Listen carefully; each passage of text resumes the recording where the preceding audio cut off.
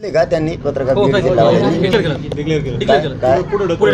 तिथं काय झालं बरं का, म्हणजे खरं खरं मानलं पाहिजे. कधी पण 2-2.5 महिन्याची तयारी पाहिजे होती. मी त्यावेळेस सांगत होतो तयारी लागा, हे लहान विषय नाही, तुम्ही समजून घ्या. 2.5 महिने लागले होते आम्हाला आंतरवलीच्या तयारीला. 170 एकर होतं, तरी पण इथं 900 एकर नीट करायचे. तुम्हाला पाणी गैरसोयने झाली पाहिजे, लोक तर पडले नाही पाहिजे तिथं आणून.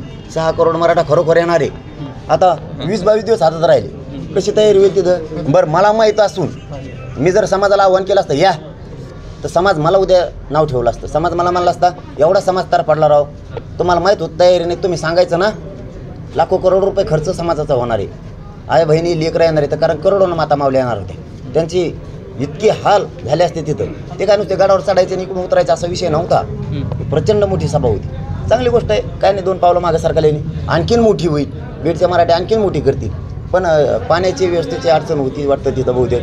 कारण ज्यावेळेस आम्ही बैठक घेतल्या मार्च-एप्रिलमध्ये, त्यावेळेस पाण्याची सुविधा होत्या. आता ते सगळं आटून गेलं अडीअडचणी. पण ते काय हरकत नाही ना, पुढे घेऊ. पुन्हा 4 सभा होणार.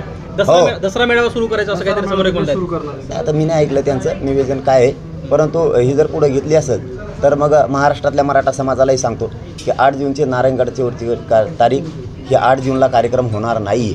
कारण तयारी होत नाही आहे बीड जिल्ह्यातल्या बांधवांना. कारण तयारी खूप मोठी, हजारो हेक्टर जमीन पार्किंगसाठी लागणार होती.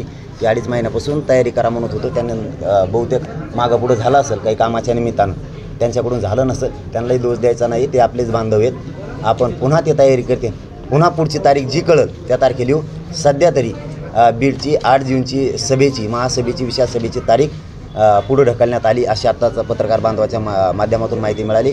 मराठा बांधवांनी ही तारीख लक्षात ठेवा की 8 जून तारखेला कार्यक्रम होणार नाही. तो पुढं स्थगित केला आणि त्याची तारीख पुढे लवकरच आपल्याला कळवण्यात येणार. 4 तारखेला उपोषण करणार असं देखील तुम्ही जाहीर केलेलं. तर उपोषणावर त्यांची तारीख जर आता ही कार्यक्रम जर पुढे ढकलला असेल तर मला अलीकडे तारीख घ्यावं लागणार आहे उपोषणाची. मी 4ला बी नाही, मग अलीकडेच करतो. त्या हिशोबानं ती करणार होतो. कारण आचारसंहिता स्थगित केलेलं आहे. आमरण उपोषण मी स्थगित केलेलं आणि ते रेग्युलर सुरू आहे. आचारसंहिता आधी नाही, आधी आंदोलन आहे.